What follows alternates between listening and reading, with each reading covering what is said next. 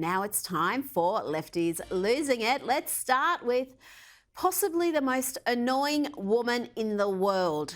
She's got this important message. Nuclear family is a total scam. The nuclear family is a total scam. Please allow me to bemoan that we're not supposed to be doing this alone. The nuclear family is a total scam. So she calls the nuclear family a scam, and then she's screaming about we're not meant to be alone. Oh, goodness me. Now to a dude called Irfaan, who is some sort of social justice warrior from America, a streamer who's in Australia at the moment. Like, we don't have enough lefties losing it already here.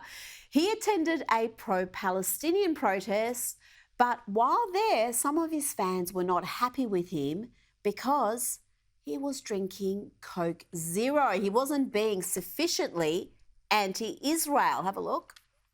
I'm sorry, I forgot to say, you need to stop drinking Coke Zero on stream. Why? It's boycott. Wait, is it? You're preaching pro-Palestine and you're drinking all this boycott stuff. Please, Hassan, at least pretend. Do it off stream. Please. Okay, I'll put it in a glass.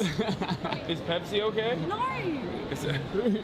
No soda, son. I didn't know it was like that. I'm trying to stop it, isn't it? Yes, Hassan, at least pretend. Drink it off stream. And no, Pepsi is not okay. Now to this young lady, or I don't know, she identifies as all the pronouns.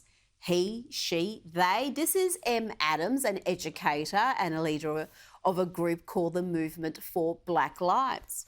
So as Ananda mentioned, my name is M. Adams. I use all gender pronouns said respectfully. So that means it is appropriate for you to refer to me as she, her. You could also use he or him or they or them. All of those work for me, feel good to me, and recognize me for how I want to be seen.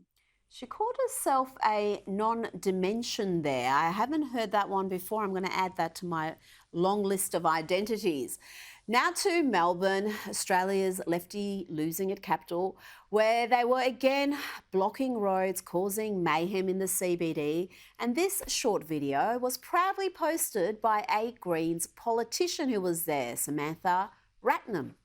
Does Albanese represent us? No! Does Penny Wong represent us? No! Hey, your party is in an unofficial alliance with Labor. If you don't like their policies, I don't know, withdraw your support, but I doubt that's going to be happening anytime soon.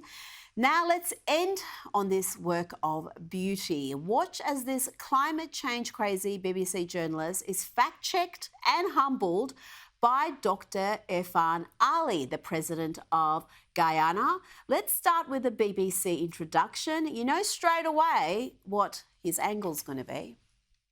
Welcome to Hard Talk. I'm Stephen Sackur, and today I am in Guyana, South America, a country of some 800,000 people, which right now can claim to have the fastest growing economy in the world. The reason? Oil. Vast reserves of the stuff located offshore. My guest today is Guyana's president, Irfaan Ali. His country's newfound oil riches have stoked tensions with neighbouring Venezuela. They've also raised questions about this country's vulnerability to climate change. So, is oil really a blessing or a curse? Spoiler, it's a blessing. Yes, it is. It's a blessing. The oil is always a blessing. Now let the humbling begin. Take it away, Dr. Ali. Let's take a big picture look at what's going on here. Over the next decade, 2 decades, it is expected that there will be $150 billion worth of oil and gas extracted off your coast. It's an extraordinary figure, but think of it in practical terms.